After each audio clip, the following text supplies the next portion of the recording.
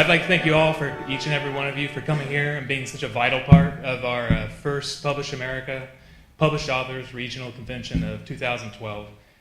Mid-Atlantic region, we've been preparing for this. We've been very excited, and we're glad that everybody was able to attend. Like we mentioned, February 3rd, we don't know really quite what to expect in the way of weather, so we're very fortunate to have such a wonderful, beautiful day today. Take another minute to look around and see who's around. Just it does us all very good to realize that behind almost every face here is a wonderful piece of literary work, a piece of their heart and soul, something of imagination, of perseverance and creativity, volumes of words that stretch from the past and your experience into the future and into the present.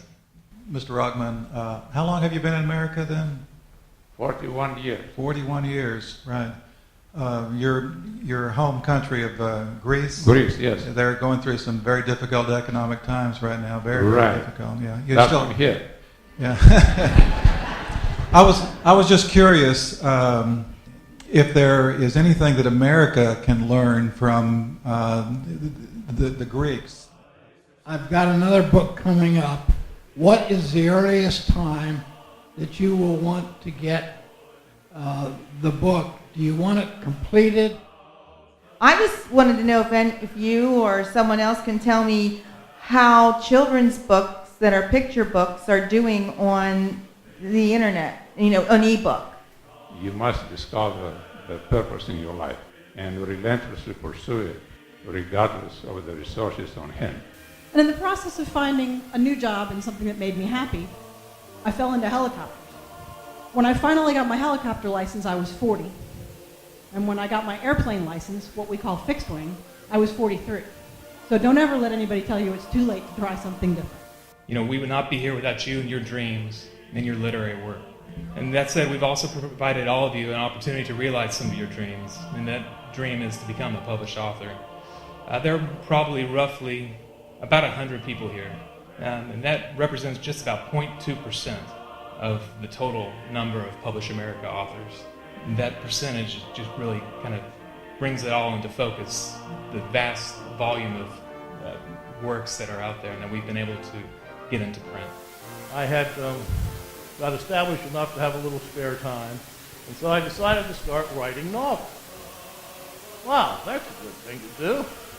Except you need a little life experience to write a novel, and I didn't have much except reading other people's works and going to school and practicing law.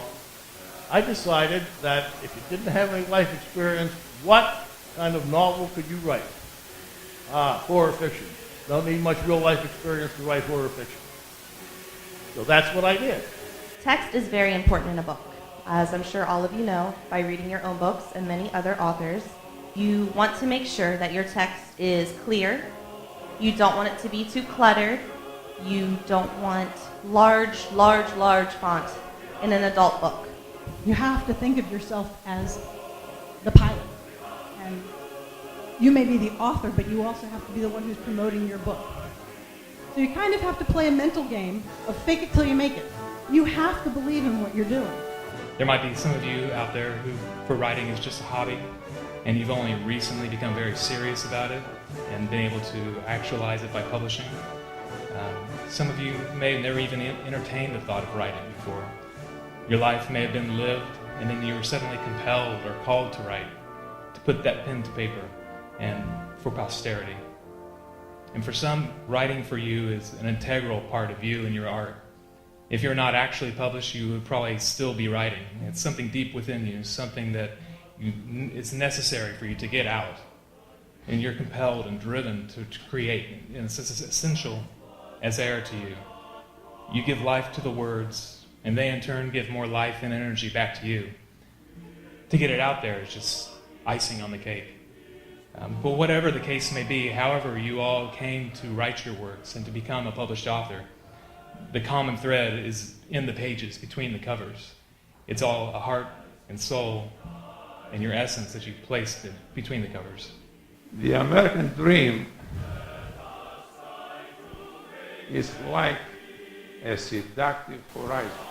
that smiles at us and encourages us to take that step into the unknown. So, as we all know, Publishing America, on a daily, if not hourly basis, sends us emails on, take your book to Frankfurt, take your book to London, take your book to Istanbul, wherever. We'll put you in Barnes & Noble, we'll put you in Borders, so on and so forth. Well, it's $29.95 here, $49.95 there. So I had to think about which ones would suit my purpose. I researched the e-book situation a little bit. That's up and coming thing. Very soon I would think it will take over the published book market, totally. So what I thought was, that's where I'll go. So I subscribed to every one that they offered to get your book on the web. And it's actually selling some. Now, I'm not saying you're going to sell 10,000 copies of your book. No one is going to become Stephen King overnight, as we've heard. No one's going to become Nora Roberts overnight. Start with selling one.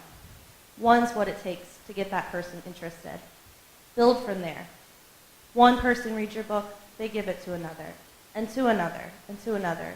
And the important thing isn't the sale of your book, but it's getting your idea across. Because that's why people write books.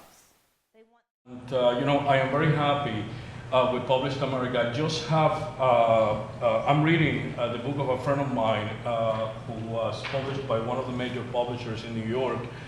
And she has to do more work in order to promote her book and get her book at Barnes & Noble, for instance, than all the work that we actually have to do with Publish America in order to be able to, promote ourselves.